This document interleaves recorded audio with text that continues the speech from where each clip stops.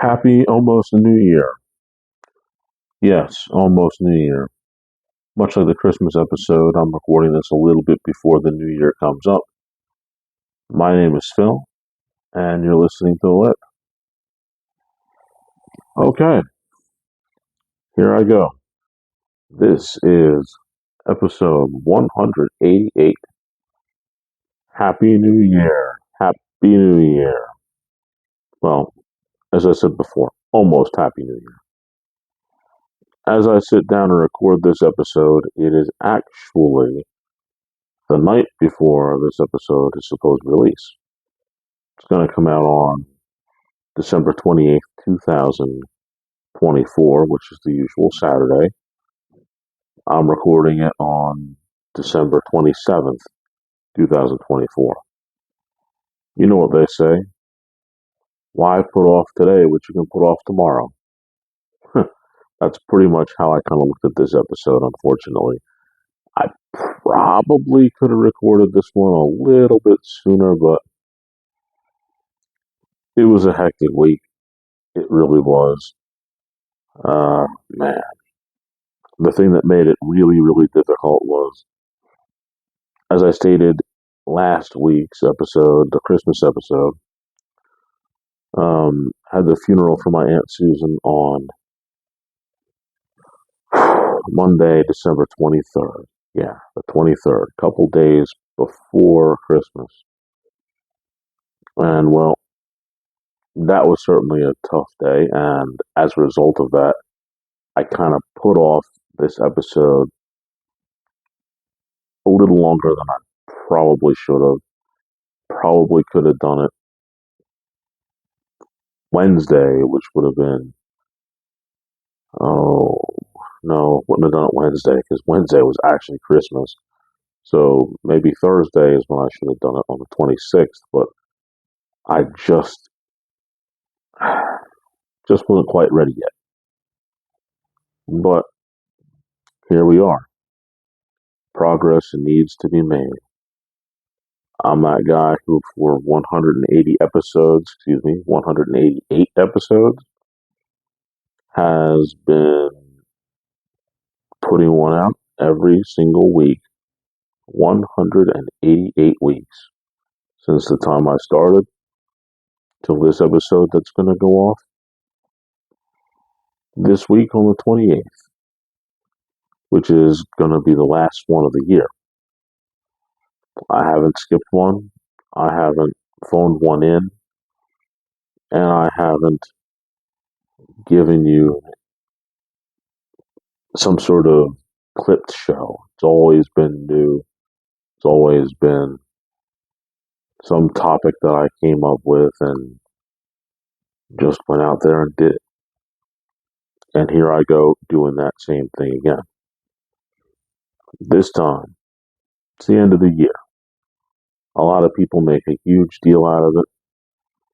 Personally, I don't tend to make as big a deal out of it. To me, in true form, I can honestly tell you that I believe that the day after December 31st can simply be considered tomorrow, just like the day after January 31st, or after, I don't know, you pick a date, July 15th, the next day is tomorrow. It's the only way that we can actually get through life in general. Certainly, we can anticipate and be excited about the next day, depending on what was planned to happen. But at the end of the day, I personally don't like to get too caught up in the New Year's thing because I understand that it can be fun to set yourself and say, hey, this is kind of what I want to do for the year, and sort of give yourself a destination to reach, something to aim for. I think that's respectable and very admirable for people who are willing to do so. Other times, people just do it and they don't even remember what it was they said that they had planned to do. Me, on the other hand, I kind of like to have sort of an idea of what I want to do for the next year, but I also feel and understand that, well, some things are just completely out of your control, and all you can do is deal with the 6 inches in front of your face. And that's pretty much where I like to live, in that 6 inches in front of my face. As a result of that, I'm going to tell you some of the stuff that I wanted to try to do this year, but didn't get my hands around it and be able to do it. However, I'm also going to tell you about a few things that, well, I really wanted to do that I did get done. And along the way, some of those nasty little pitfalls.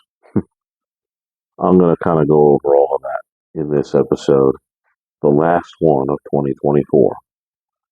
But first of all, I've got to go and fill in the blanks. The question for fill in the blanks this week, it's perfect for the new year, I believe. And my answer is probably going to be 100 times different than everybody else's. And that's what makes my answer. The question is, what do I expect in the year 2025? What do I expect in the year 2025? That's the question that has a blank that needs to be filled in. My answer is pretty short and sweet and to the point. The answer is I don't know what to expect. That's what makes it so cool. I have no idea what's going to happen in 2025. The 6 inches directly in front of my face, man. I have no idea what's going to happen 5 minutes after I hit stop on the record of this show. No clue. I know what I'd like to happen, which is me be able to put away all my equipment and go to bed because I kind of get up a little early and I'm recording this at about 10:30, which is a little bit late for me these days, especially. But in truth, next Wednesday until the end of the year, 2025, with no idea what's going to happen. And the only thing I can honestly say is, let's see. Let's see. And that's the fill in the blank. Now I'm going to ring the bell and get this main event started. Oh boy, oh boy, oh boy, oh boy. Where do I begin? You know how everybody says, would you like the good news or the bad news first? I think I'll start with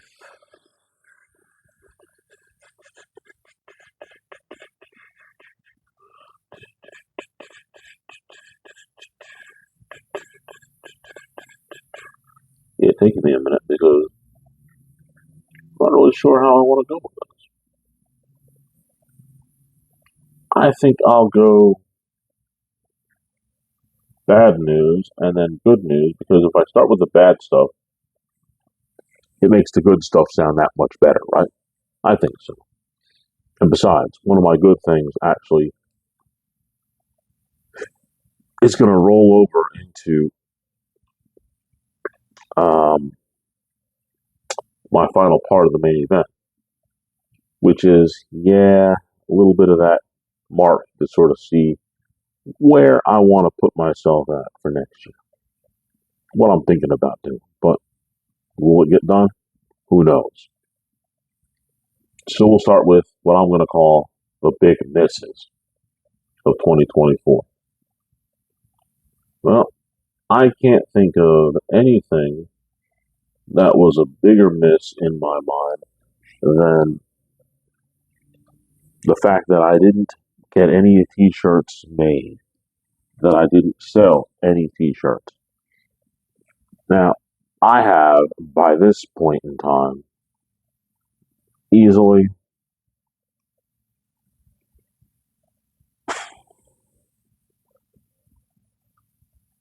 250, 275 placards in my office that I created. Laminated placards. Each one of them has a saying. And what are those sayings? Well, if you go back to the archives of this show, The Whip, on Spotify, and even if you look back on some of the episodes that are here now on YouTube, you will know that I have my one of my favorite sections towards the end of the show where I give out words of wisdom. Yeah, about 275, somewhere between 250 and 275 placards with words of wisdom. Now, if any of you out there listening actually know me, you'll know that some of my favorite t-shirts that I have are shirts that have little sayings on. Of course, none of these sayings I made up. I just found that they certainly work towards my personality.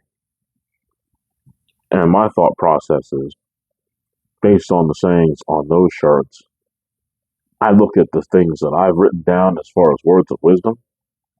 I could see a great many of them being on t-shirts. And that was kind of what I was hoping to do for the last couple of years anyway.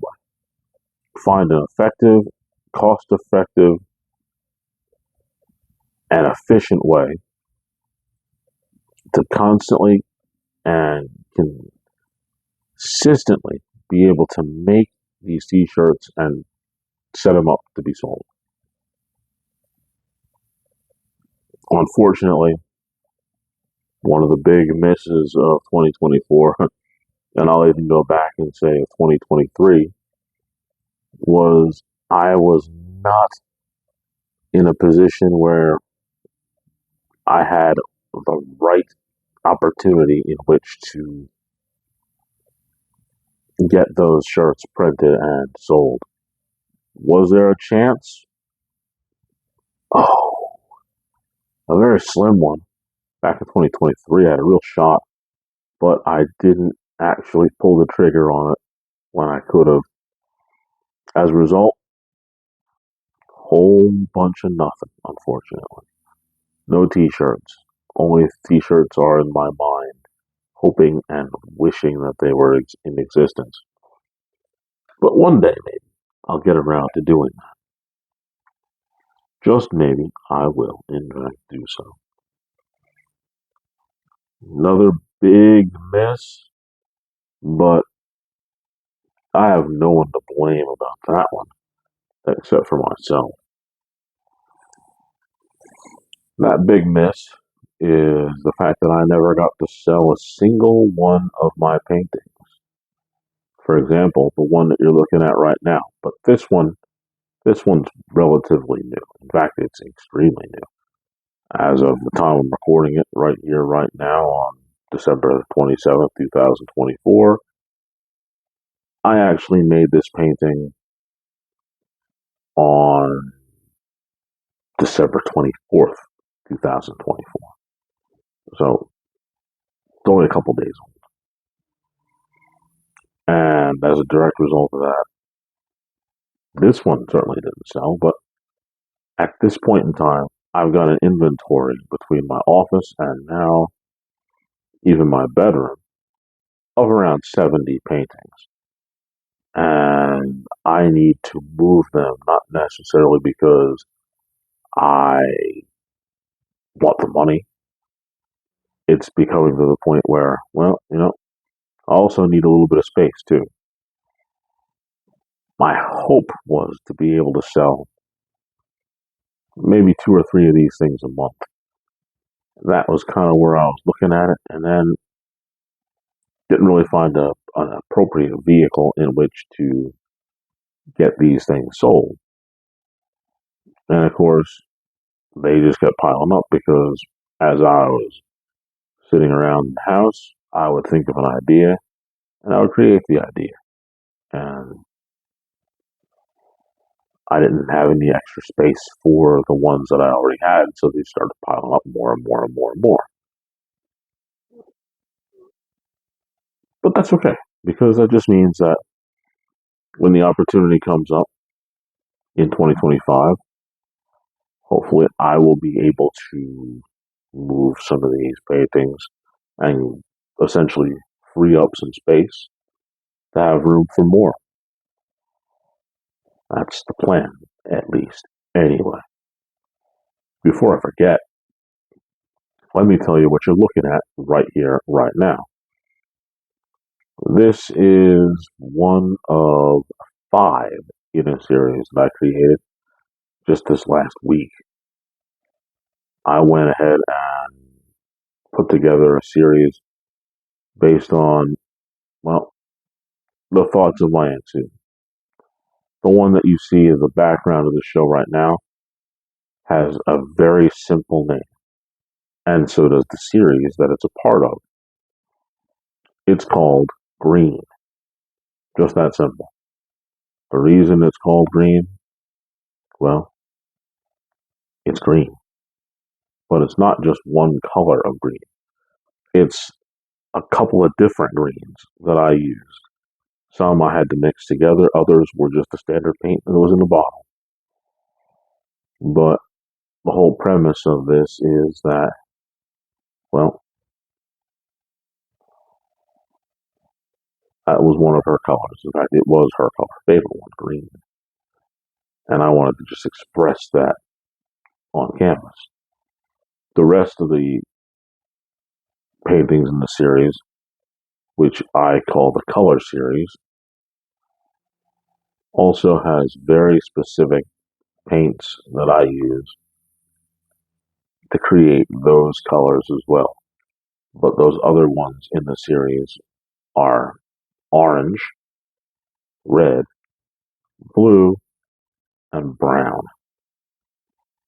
All different designs, all blended and variations of each of those colors to create the paintings. And hopefully, in 2025, I will be handing them to some very happy customers.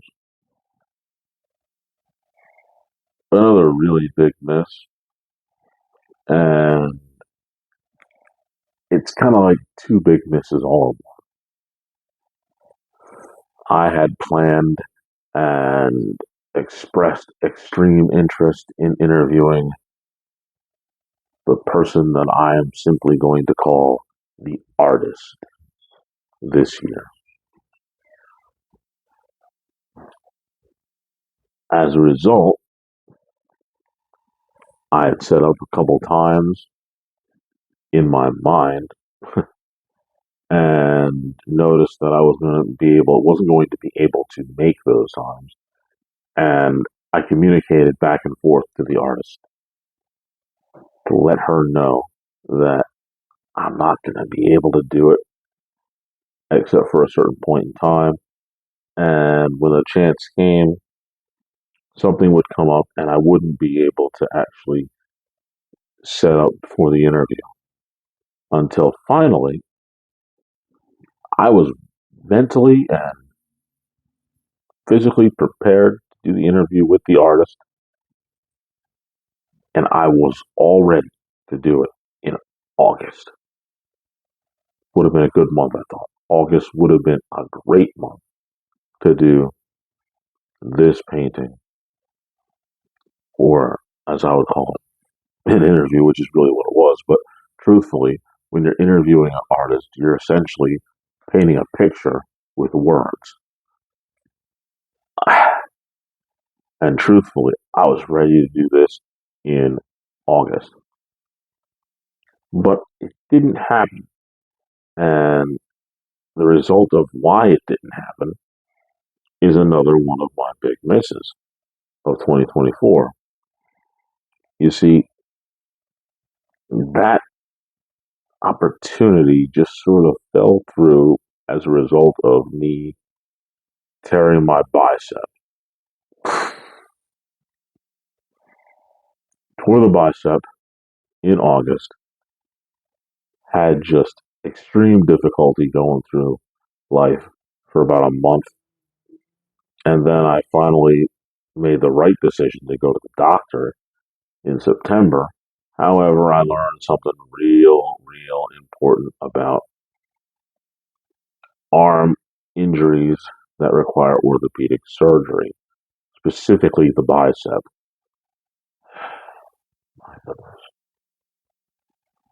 The bicep, for lack of better terms, I would say you got to think of it almost like one of those pull down window shades. It connects up in your shoulder all the way down to your forearm. And if you tear that sucker, what happens is, just like when you pull down that window shade, that thing will just roll back up to the top of the window. That's pretty much what your bicep does. And that's exactly what mine did. When it ripped off the bone and then popped off the forearm, the sucker rolled all the way up my arm. And the thing that I learned about the bicep, unlike tearing cartilage or ligaments in your leg or my ankle, which I tore that, sucker will float around a little while, they find it, reattach it, no big deal.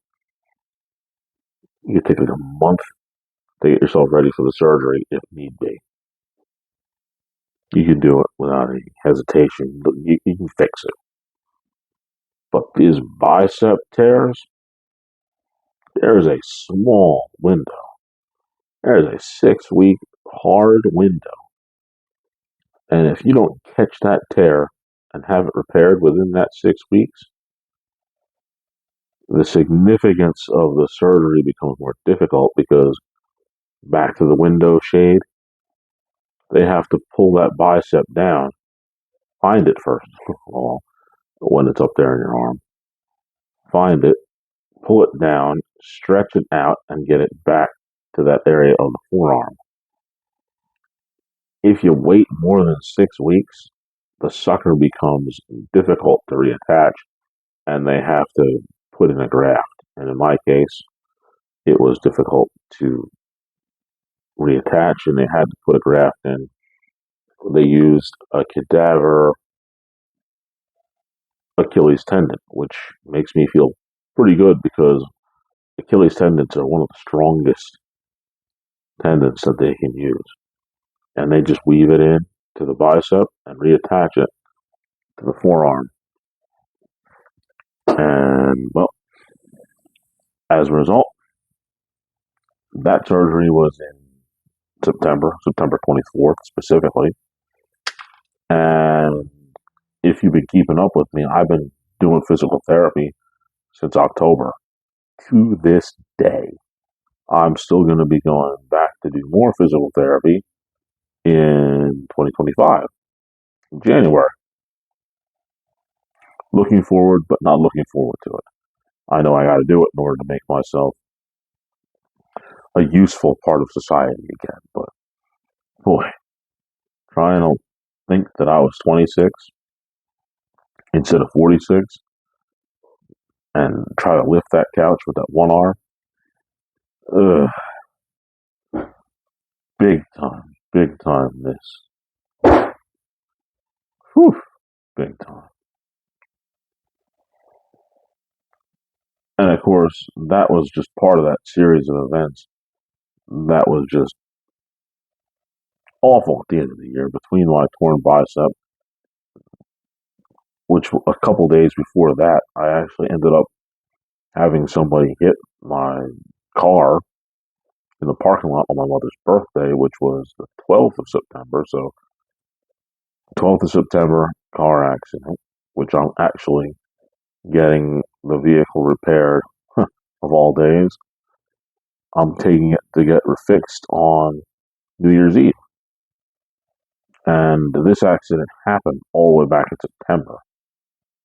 So at the end of the day, from September, I've been dealing with the orthopedic injury, which of course required surgery, which of course forced me to postpone the repair of the car.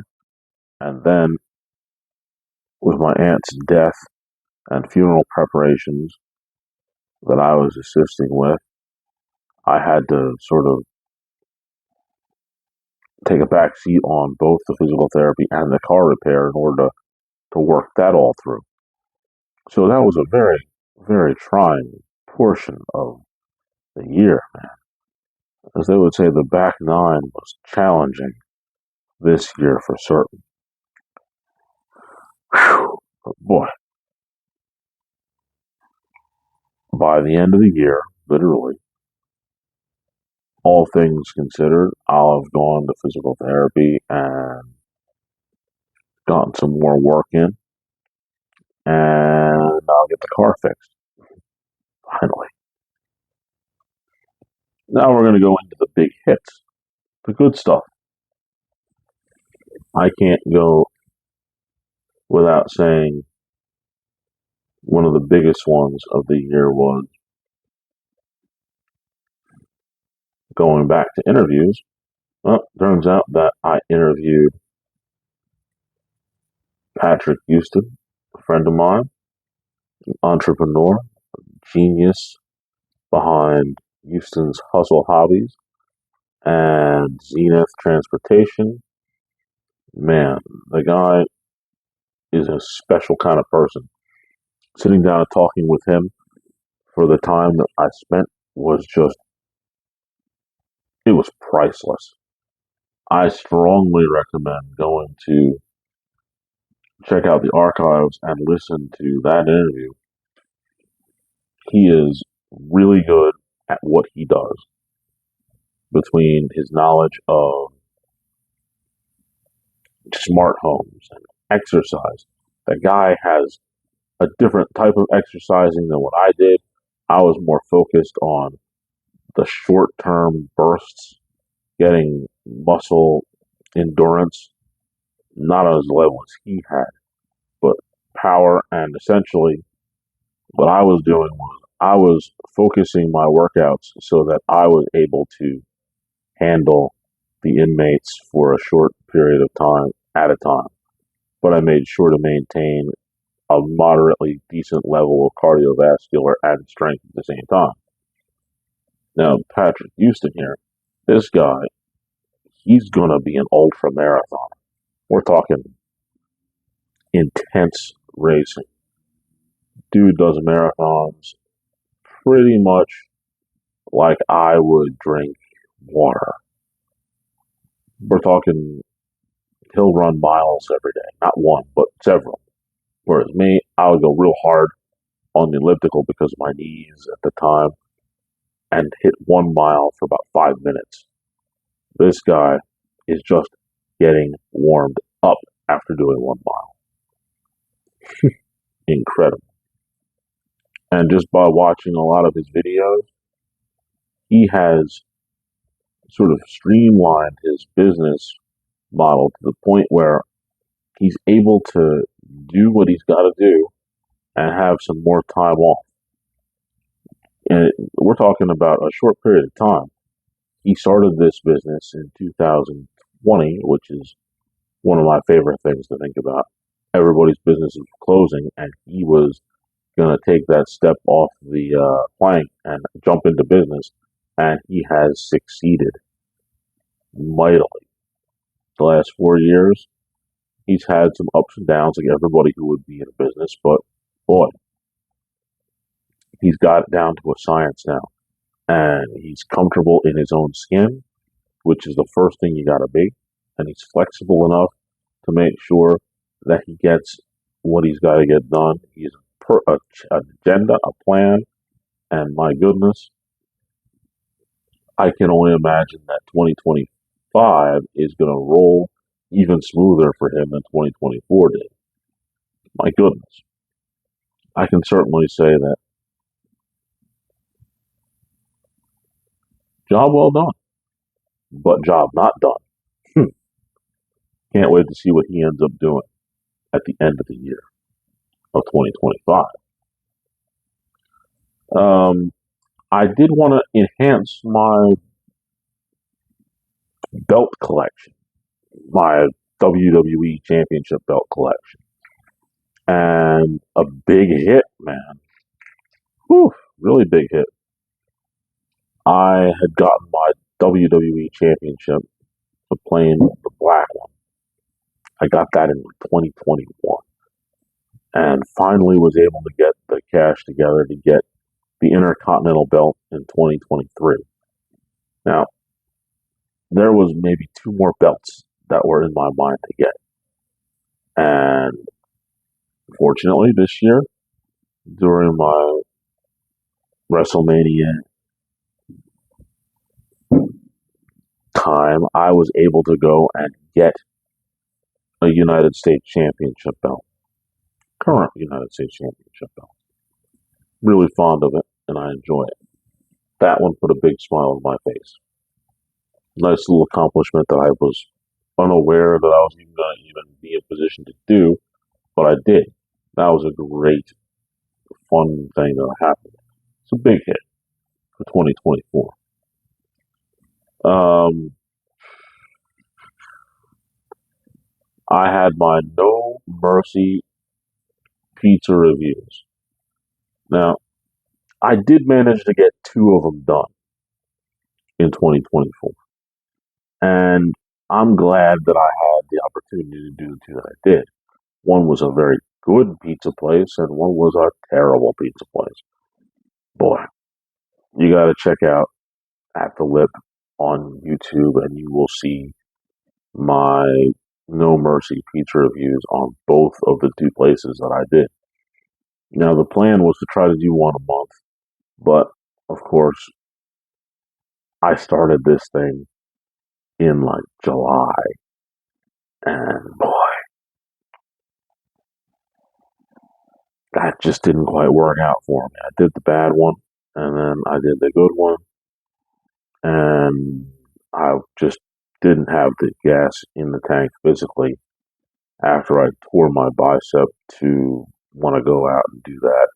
But come next year, I'm going to seek out a few more places and try a few more spots and give them no mercy. Absolutely no mercy. And I feel good about those. Every one that I went to, of those two, I gave my personal opinion about the pizza. There was no shaking hands with the owner. I did have a little back and forth with one of them on Instagram, which was a lot of fun. But I just got tired of watching people eat food all the time on Instagram and say just how delicious it is. Because I don't care what you're eating or what restaurant you're eating at. It's never going to all be good. And some is going to be better than others. Period. It just is. I mean, for somebody to go to every single pizza place that they go to and say that it's all good, they're lying to you because it's not. It's absolutely. And I'm not going to pretend that it is. I'm just not. I refuse. Whether or not they get their pizza for free or they pay for it, whatever, I don't care.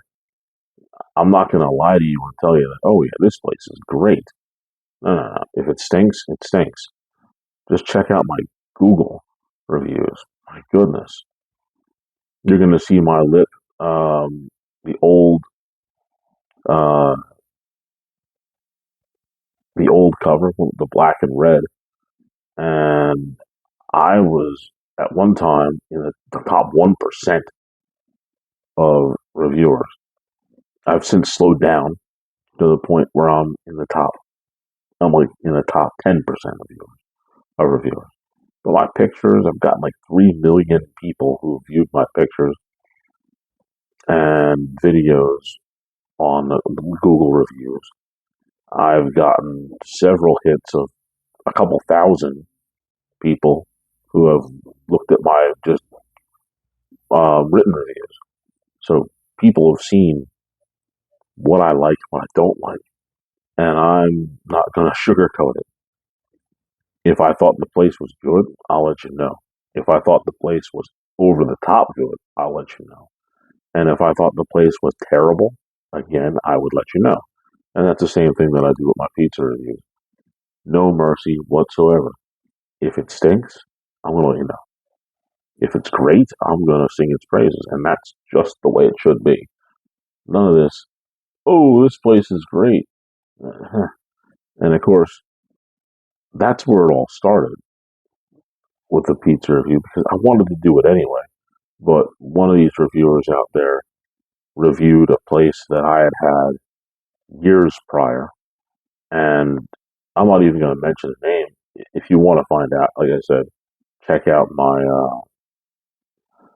at Phil the Lip, which is what you're listening to here on the show, and you can scroll down to the videos and you'll find my first No Mercy pizza review. It's about this place the guy said was absolutely delicious that I had been to years ago, and I thought it was disgusting. In fact, I literally threw the pizza away because it was just horrible, absolutely horrible. But this guy insisted how good it was, and as soon as I saw that, I was like, "No, I'm not going to hold my peace here."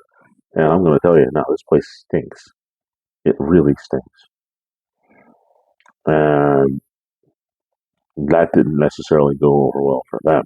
But for me, I felt better about it because people who didn't ever have the stuff are going to go by this guy's opinion. And I'm like, you need a counter opinion. You really do. You need somebody to tell you the truth. And that's what I did. And I think that was a big hit for me. Actually getting those No Mercy pizza reviews. I still get all fired up thinking about that one because the pizza was so disgusting. Oh, really, really was. But now, another big hit from 2024, something that I'm going to talk about more in a future episode, a bucket list thing. So I'm not going to go into too much detail about the bucket list. I will say this for those of you who are wrestling fans, I will say that I was, I'm two away from the big four now. Two away. 2024, I got to go to WrestleMania, night one and two. Absolutely had a blast. But of course, I saw a very memorable SummerSlam. For those of you who know about wrestling, in the late 90s, Stone Cold Steve Austin began a very short but very, very hot run in the business of professional wrestling. And that run was so intense that he became one of the biggest stars of all time. Like he is a Mount Rushmore professional wrestler. And his time at that high level really wasn't as long as it felt. It felt really long, but it wasn't really long. And the reason why it wasn't as long as it could have been and should have been is because of me going to my first ever of the Big Four events, SummerSlam, the one where he wrestled Owen Hart for the Intercontinental title, the belt that I actually have. And he took a pile driver and landed directly on his head, messing up his neck, forever changing the entire course of his career. Essentially, that pile driver put a clock on Stone Cold Steve Austin's career. And from that moment on, it was just beginning to show just how little time he had left. From that pile driver on, it just was getting closer to the end. And admittedly, the man ended up retiring at the age of 38. 38. I mean, guys like AJ Styles, Bobby Lashley, heck, those two guys are in their upper 40s. LA Knight, 45 or 46. They're as old as I am. The Rock, he wrestled at WrestleMania at 52. But Austin's career ended at 38, and just primarily because of that pile drive. But, boy, back to the big hit. WrestleMania 40 itself was just an incredible event. Cold, night one. Maggie, my littlest daughter, she enjoyed it quite quite a bit. Got to see Bianca Belair, and that was a lot of fun. Of course, on Spotify, I did two shows about WrestleMania. I did a night one and a night two show where in the night one show, I covered my time doing the WWE World, um, Friday Night SmackDown, and the WWE Hall of Fame ceremony that featured Paul Heyman, and then night one of WrestleMania, the tag match, Roman Reigns and The Rock versus Cody Rhodes and Seth Rollins. Night two was about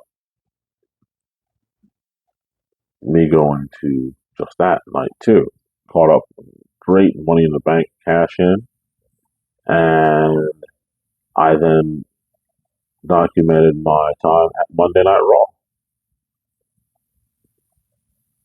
I think I might have did that wrong. I did. Yeah, night one was WWE World,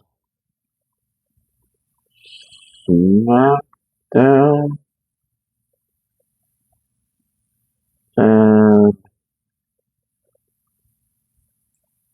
I postponed the Hall of Fame, and then I did night one, and I think the Hall of Fame was in night two.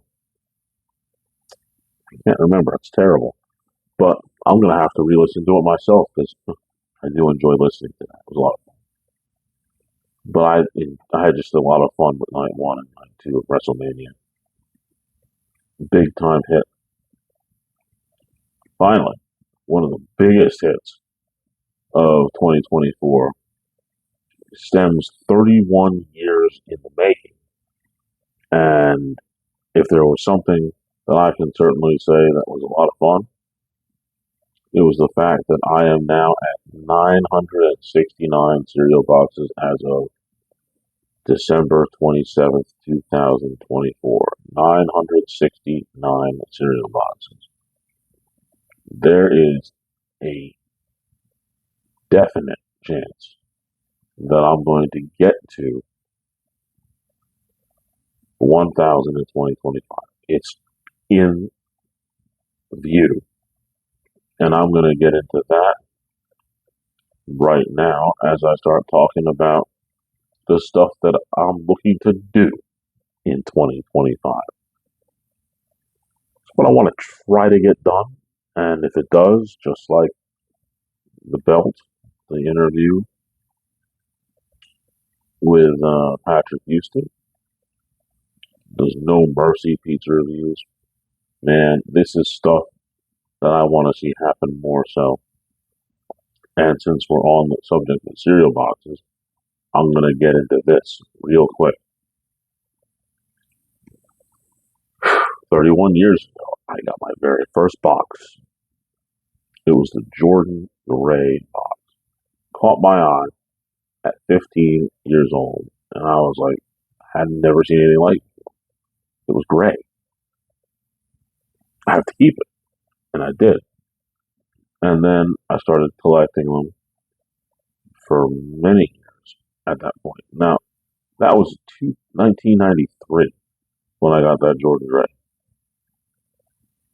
Then I got sick in 2003, and I was out of work from May till June, and then halfway through June I was back out, and I missed the entire summer at work.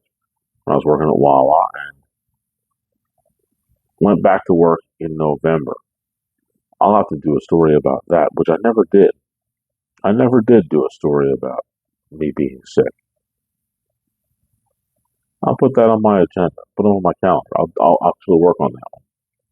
But to make a long story short, which is not what I'm talking about right now, before I went back to work, it was a day or two before I went back, I realized all this time I had never calculated how many cereal boxes I had. Never counted them. I had no idea.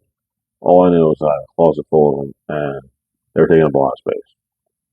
And so before I went back to work, it was 2 days or one day before, I took an inventory, got a couple sheets of paper, wrote them down.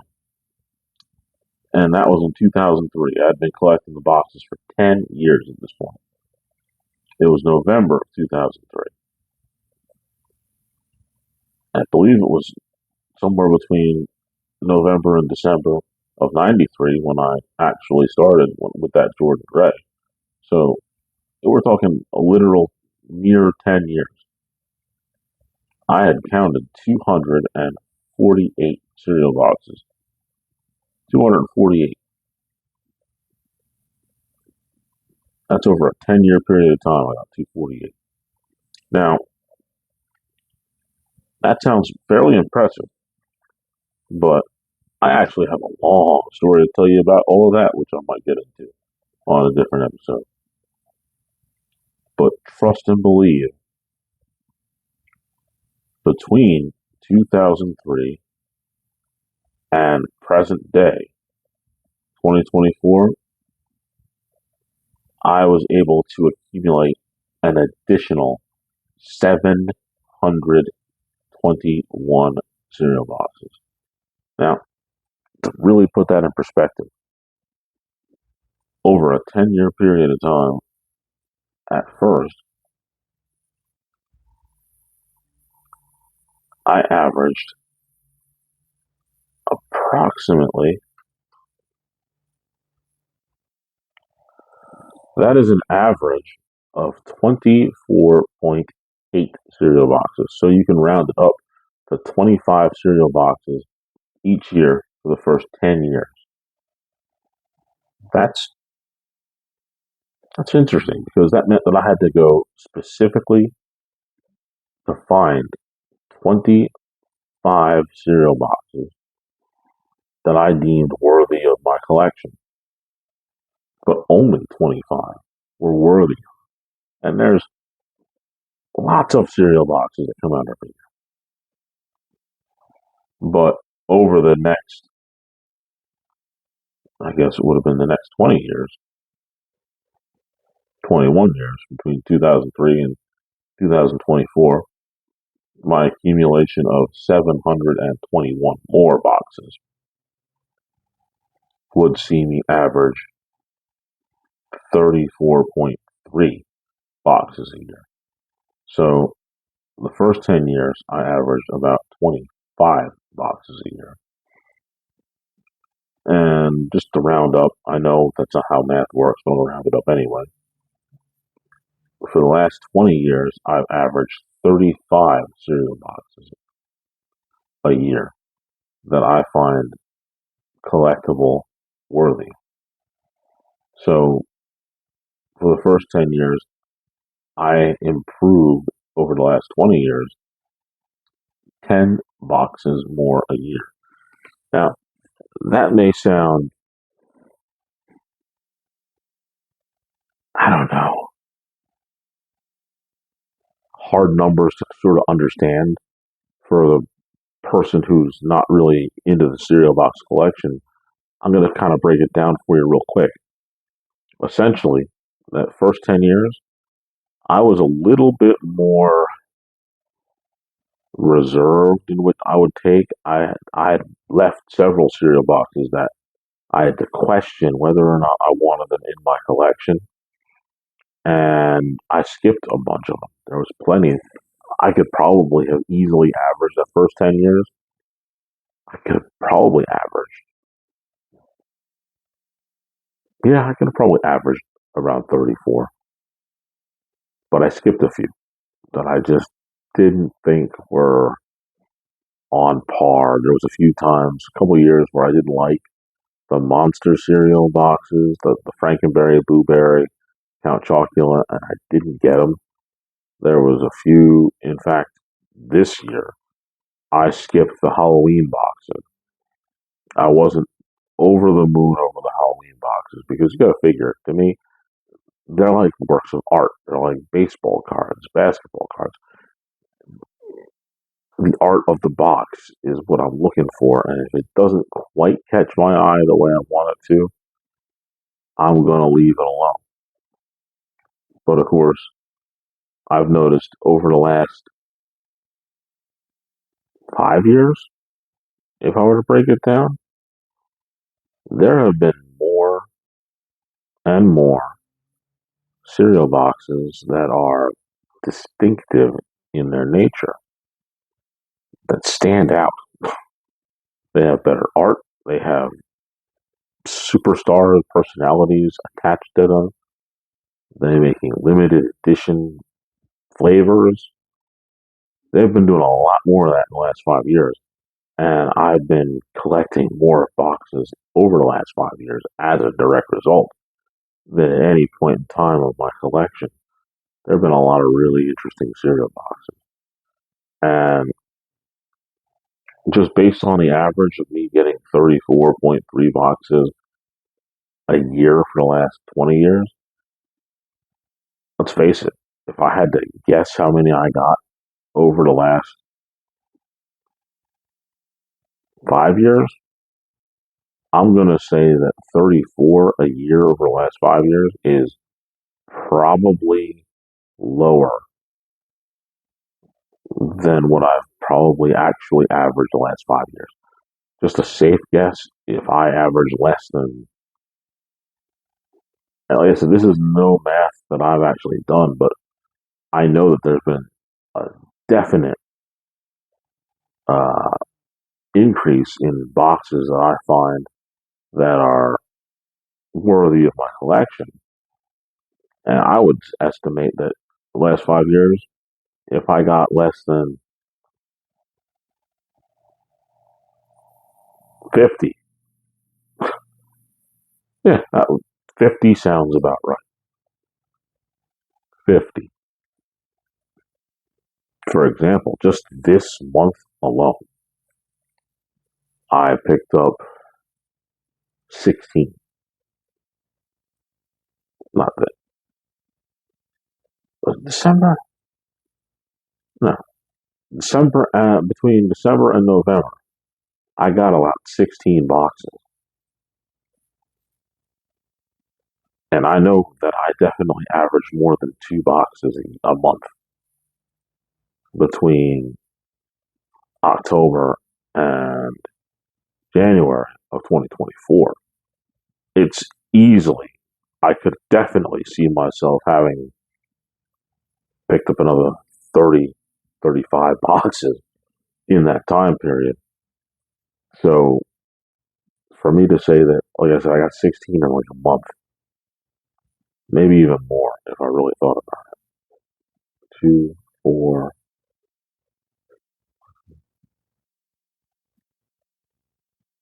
yeah, it's more like 17 or 18. It's like 17 or 18 this month alone, between the month of November and now. I've probably picked up about 18 boxes. So yeah, it's fair to say that I easily could have gotten 30, 35 from October till January of 2024. And part of it has to do with Walmart. As many things as I complain about Walmart for, the last 2 years, they've come up with a section that is built for me. And what that section is is a very unique corner, and it seems like it's in every Walmart that you go to. In the cereal aisle, if you're facing the cereal boxes, on the left hand side, there's probably a shelf, two, three, four shelves, and it's maybe a section 4 feet wide. And what they've been doing is they've been putting in exclusive cereal boxes. Anything that's special, they put it in that section. Things that are new and unique and different, they'll put it all in that section because they know that that's going to catch my eye or a collector's eye, and bang, we go right for it. And that certainly helped for the fact of me getting all these extra boxes over this last year, no doubt. But let's face it, based on my average, it's real safe to say that I'm probably going to wind up with that box number 1000. If I'm not careful, sometime halfway through the year, I can get number 1000, and I'll be okay with it. Other little things that I'm looking to do is I definitely want to see about more information about getting my hands on LLC for the podcast. I've already got a name for it and everything. The Lip Media Production. Just seems to roll off the tongue really well. Gonna see if I can get the Lip Media Productions off the ground. That would be a fun thing to do. I also want to make an effort to get 2 more interviews. But of course, we're going to start with the interview that needs to go first, which is the artist. I tell you right now, I can't wait to do the interview with her because it's going to be a lot of fun. It's going to be a good conversation, I'm sure. And without a doubt, I will make her the priority number one. Whatever other interview I may do will be secondary. I'm going to get the arm the rest of the way comfortable, and that's going to be one of my goals, to try to get that interview set up and done and on this show. And if all works out well, I'll use one of her pieces as my background for that episode. Let's see. Want to work on going to at least 3 different events where I can sell these paintings. I've got a few in mind that I actually went to with the wife a few years back, and I never actually sold anything personally. It was usually her crafting stuff that was being for sale. But I think that maybe, just maybe, if I can get a table together and put some of these paintings on it and price them to move within reason, that I might actually turn a profit on them and give somebody some enjoyment. I think that's how it's going to play out, or at least how I want it to play out anyway. You know, special shows, flea markets, things like that. That's the kind of stuff that I want to hit. And on that note, I think I've said my piece and have nothing else in the main event for 2024. Bell is wrong. All right, time for the spear of the week. Well, it's New Year's. There's only one group of people who need to be speared, and that group knows who they are. They're going to go out there and drink and drive. Well, hopefully they think twice about it, because the inevitability of them getting into an accident, killing the family of 4, coming home from a perfectly safe, alcohol-free, New Year's Eve party, probably at a church, is inevitable. So the drunk drivers out there, you're the spear of the week, 100%. Now to put the show to a close, I already told you about what this painting is and what it represents. I also told you about the other paintings in the series with it. I would eventually probably put these things out there, put a picture on them, picture of a picture, kind of like a hat on a hat. But I'm going to put them out there to let you see the others. Uh, you'll probably best see them on Instagram, which of course my Instagram is Philip Henderson 5102. Probably put them out there on our Facebook page, the Lip page. Join us. There's always room for one more. And I'd like to thank the recent 4 subscribers to at Phil the Lip. Thank you. I hope you enjoy my content, and I hope that we can get a few more people to subscribe to at Phil the Lip on YouTube. That's a great thing. It's another nice way to start the year, I would say. Get a couple more people to subscribe to the channel. But now it is time for the words of wisdom. And these are words of wisdom that can only be said once a year. And I'm making it my business to say it once a year, every year, until my final breath.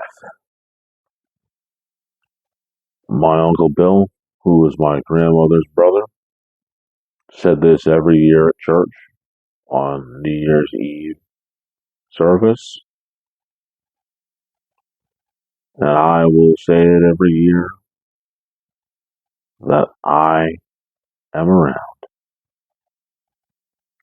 Friends,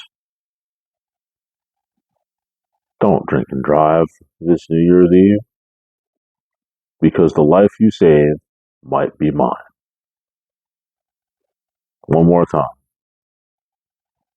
Friends, don't drink and drive this New Year's Eve because the life you save might be mine.